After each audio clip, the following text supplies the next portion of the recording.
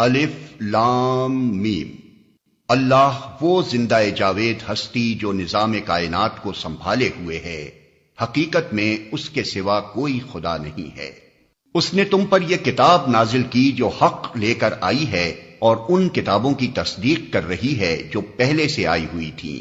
اس سے پہلے وہ انسانوں کی ہدایت کے لیے تورات اور انجیل نازل کر چکا ہے، اور اس نے وہ کسوٹی اتاری ہے جو حق اور باطل کا فرق دکھانے والی ہے۔ اب جو لوگ اللہ کے فرامین کو قبول کرنے سے انکار کریں ان کو یقیناً سخت سزا ملے گی۔ اللہ بے پناہ طاقت کا مالک ہے اور برائی کا بدلہ دینے والا ہے۔ زمین اور آسمان کی کوئی چیز اللہ سے پوشیدہ نہیں، وہی تو ہے جو تمہاری ماؤں کے پیٹ میں تمہاری صورتیں جیسی چاہتا ہے بناتا ہے۔ اس زبردست حکمت والے کے سوا کوئی اور خدا نہیں ہے۔ وہی خدا ہے جس نے یہ کتاب تم پر نازل کی ہے۔ اس کتاب میں دو طرح کی آیات ہیں، ایک محکمات جو کتاب کی اصل بنیاد ہیں، اور دوسری متشابہات۔ جن لوگوں کے دلوں میں ٹیڑھ ہے وہ فتنے کی تلاش میں ہمیشہ متشابہات ہی کے پیچھے پڑے رہتے ہیں اور ان کو معنی پہنانے کی کوشش کیا کرتے ہیں، حالانکہ ان کا حقیقی مفہوم اللہ کے سوا کوئی نہیں جانتا۔ بخلاف اس کے جو لوگ علم میں پختہ کار ہیں وہ کہتے ہیں کہ ہمارا ان پر ایمان ہے، یہ سب ہمارے رب ہی کی طرف سے ہیں، اور سچ یہ ہے کہ کسی چیز سے صحیح سبق صرف دانش مند لوگ ہی حاصل کرتے ہیں۔ ایک محکمات جو کتاب کی اصل بنیاد ہیں، وہ اللہ سے دعا کرتے رہتے ہیں کہ پروردگار جب تو ہمیں سیدھے رستے پر لگا چکا ہے تو پھر کہیں ہمارے دلوں کو کجی میں مبتلا نہ کر دیجیو، ہمیں اپنے خزانہ فیض سے رحمت عطا کر کہ تو ہی فیاض حقیقی ہے۔ پروردگار تو یقیناً سب لوگوں کو ایک روز جمع کرنے والا ہے جس کے آنے میں کوئی شبہ نہیں، تو ہرگز اپنے وعدے سے ٹلنے والا نہیں ہے۔ جن لوگوں نے کفر کا رویہ اختیار کیا ہے انہیں اللہ کے مقابلے میں نہ ان کا مال کچھ کام دے گا نہ اولاد، وہ دوزخ کا ایندھن بن کر رہیں گے۔ ان کا انجام ویسا ہی ہوگا جیسا فرعون کے ساتھیوں اور ان سے پہلے کے نافرمانوں کا ہو چکا ہے کہ انہوں نے آیات الہی کو جھٹلایا، نتیجہ یہ ہوا کہ اللہ نے ان کے گناہوں پر انہیں پکڑ لیا، اور حق یہ ہے کہ اللہ سخت سزا دینے والا ہے۔ بس اے محمد، جن لوگوں نے تمہاری دعوت کو قبول کرنے سے انکار کر دیا ہے ان سے کہہ دو کہ قریب ہے وہ وقت جب تم مغلوب ہو جاؤ گے اور جہنم کی طرف ہانکے جاؤ گے، اور جہنم بڑا ہی برا ٹھکانہ ہے۔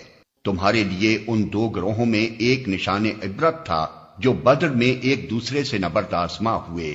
ایک گروہ اللہ کی راہ میں لڑ رہا تھا اور دوسرا گروہ کافر تھا۔ دیکھنے والے بچشم سر دیکھ رہے تھے کہ کافر گروہ مومن گروہ سے دو چند ہے، مگر نتیجے نے ثابت کر دیا کہ اللہ اپنی فتح و نصرت سے جس کو چاہتا ہے مدد دیتا ہے۔ دیدہ بینا رکھنے والوں کے لیے اس میں بڑا سبق پوشیدہ ہے۔ لوگوں کے لیے مرغوبات نفس، عورتیں، اولاد، سونے چاندی کے ڈھیر، چیدہ گھوڑے، مویشی اور زرعی زمینیں بڑی خوش آئند بنا دی گئی ہیں، مگر یہ سب دنیا کی چند روزہ زندگی کے سامان ہیں۔ حقیقت میں جو بہتر ٹھکانہ ہے وہ تو اللہ کے پاس ہے۔ کہو میں تمہیں بتاؤں کہ ان سے زیادہ اچھی چیز کیا ہے؟ جو لوگ تقوی کی روش اختیار کریں ان کے لیے ان کے رب کے پاس باغ ہیں جن کے نیچے نہریں بہتی ہوں گی، وہاں انہیں ہمیشگی کی زندگی حاصل ہوگی، پاکیزہ بیویاں ان کی رفیق ہوں گی، اور اللہ کی رضا سے وہ سرفراز ہوں گے۔ اللہ اپنے بندوں کے رویے پر گہری نظر رکھتا ہے۔ یہ وہ لوگ ہیں جو کہتے ہیں کہ مالک ہم ایمان لائے، ہماری خطاؤں سے درگزر فرما اور ہمیں آتش دوزخ سے بچا لے۔ یہ لوگ صبر کرنے والے ہیں، راست باز ہیں، فرما بردار اور فیاض ہیں، اور رات کی آخری گھڑیوں میں اللہ سے مغفرت کی دعائیں مانگا کرتے ہیں۔ اللہ نے خود شہادت دی ہے کہ اس کے سوا کوئی خدا نہیں ہے، اور یہی شہادت فرشتوں اور سب اہل علم نے بھی دی ہے۔ وہ انصاف پر قائم ہے، اس زبردست حکیم کے سوا فی الواقع کوئی خدا نہیں ہے۔ اللہ کے نزدیک دین صرف اسلام ہے۔ اس دین سے ہٹ کر جو مختلف طریقے ان لوگوں نے اختیار کیے جنہیں کتاب دی گئی تھی، ان کے اس طرز عمل کی کوئی وجہ اس کے سوا نہ تھی کہ انہوں نے علم آ جانے کے بعد آپس میں ایک دوسرے پر زیادتی کرنے کے لیے ایسا کیا، اور جو کوئی اللہ کے احکام و ہدایات کی اطاعت سے انکار کر دے اللہ کو اس سے حساب لیتے کچھ دیر نہیں لگتی۔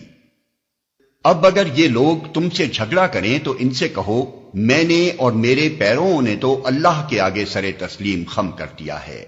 پھر اہل کتاب اور غیر اہل کتاب دونوں سے پوچھو کیا تم نے بھی اس کی اطاعت و بندگی قبول کی؟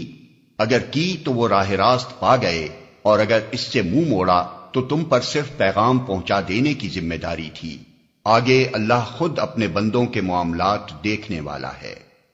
جو لوگ اللہ کے احکام و ہدایات کو ماننے سے انکار کرتے ہیں اور اس کے پیغمبروں کو ناحق قتل کرتے ہیں، اور ایسے لوگوں کی جان کے درپے ہو جاتے ہیں جو خلق خدا میں سے عدل و راستی کا حکم دینے کے لیے اٹھیں، ان کو دردناک سزا کی خوشخبری سنا دو۔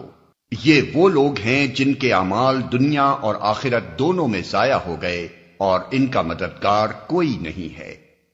تم نے دیکھا نہیں کہ جن لوگوں کو کتاب کے علم میں سے کچھ حصہ ملا ہے ان کا حال کیا ہے؟ انہیں جب کتاب الہی کی طرف بلایا جاتا ہے تاکہ وہ ان کے درمیان فیصلہ کرے تو ان میں سے ایک فریق اس سے پہلو تہی کرتا ہے اور اس فیصلے کی طرف آنے سے منہ پھیر جاتا ہے۔ ان کا یہ طرز عمل اس وجہ سے ہے کہ وہ کہتے ہیں آتش دوزخ تو ہمیں مس تک نہ کرے گی، اور اگر دوزخ کی سزا ہم کو ملے گی بھی تو بس چند روز۔ ان کے خود ساختہ عقیدوں نے ان کو اپنے دین کے معاملے میں بڑی غلط فہمیوں میں ڈال رکھا ہے۔ مگر کیا بنے گی ان پر جب ہم انہیں اس روز جمع کریں گے جس کا آنا یقینی ہے۔ اس روز ہر شخص کو اس کی کمائی کا بدلہ پورا پورا دے دیا جائے گا اور کسی پر ظلم نہ ہوگا۔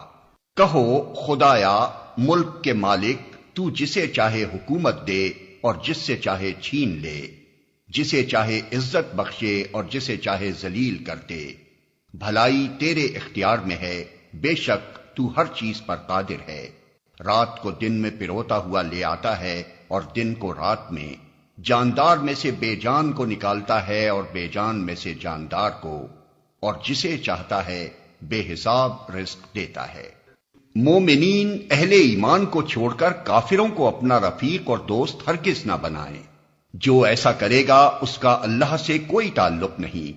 ہاں یہ معاف ہے کہ تم ان کے ظلم سے بچنے کے لیے بظاہر ایسا طرز عمل اختیار کر جاؤ، مگر اللہ تمہیں اپنے آپ سے ڈراتا ہے اور تمہیں اسی کی طرف پلٹ کر جانا ہے۔